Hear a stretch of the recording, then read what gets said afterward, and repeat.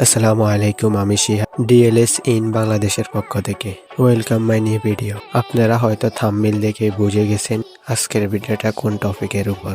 আপনারাও কি চান আমার মতো ডিএলএস গেমে আপনাদের পছন্দের ক্লাবের নাম বসাতে, কিন্তু কিভাবে করবেন, কোথা থেকে করবেন কিছুই খুঁজে পাচ্ছেন না? তাহলে আজকের ভিডিওটা আপনার জন্য। ভিডিওটা শেষ পর্যন্ত দেখলে আপনারাও খুব সহজে শিখে নিতে পারবেন আপনার পছন্দের ক্লাবের নাম কিভাবে ডিএলএস এ পরিবর্তন করবেন। তাই ভিডিওর কোনো অংশ স্কিপ না করে ধৈর্য সহকারে শেষ পর্যন্ত ভিডিও দেখার অনুরোধ রইল।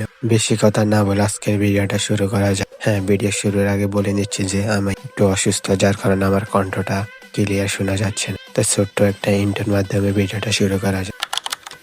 তো আপনারা ডিএলএস এ ঢোকার সাথে সাথে প্রথম ইন্টারফেসে কর্নারে দেখতে পারবেন মাই ক্লাব, এখানে ক্লিক করে দিবেন।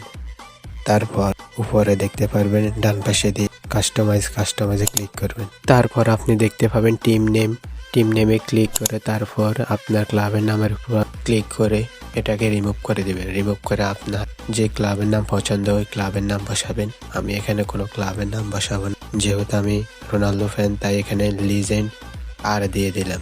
লিজেন্ড আরতে রোনালদো আপনাদের পছন্দ মতো দিয়ে দিবেন। তারপর এখানে শর্ট নেমটাও দিয়ে দিবেন। তো আমি এখানে সিতে ক্রিস্টিয়ানো আরতে রোনালদো আর এসটা আমার নামটা দিয়ে দিলাম। নিচে লক্ষ্য করে কর্নারে দেখতে পাবেন সেভ অপশন, এখানে ক্লিক করে দিবেন। সেভ অপশনে ক্লিক করার পর দেখতে পারবেন আপনার পছন্দের ক্লাবের নাম আপনার ডিএলএস গেমে অ্যাড হয়ে গেছে। তো আজকে ভিডিওটা দেখার জন্য অনেক অনেক ধন্যবাদ। ভিডিওটা ভালো লাগলে চ্যানেলটি সাবস্ক্রাইব করে পাশে থাকা বেল আইকন বাজিয়ে দিবেন, যাতে পরবর্তী ভিডিওর নোটিফিকেশন আপনার কাছে পৌঁছে যায়। সম্পূর্ণ ভিডিও দেখার জন্য ধন্যবাদ।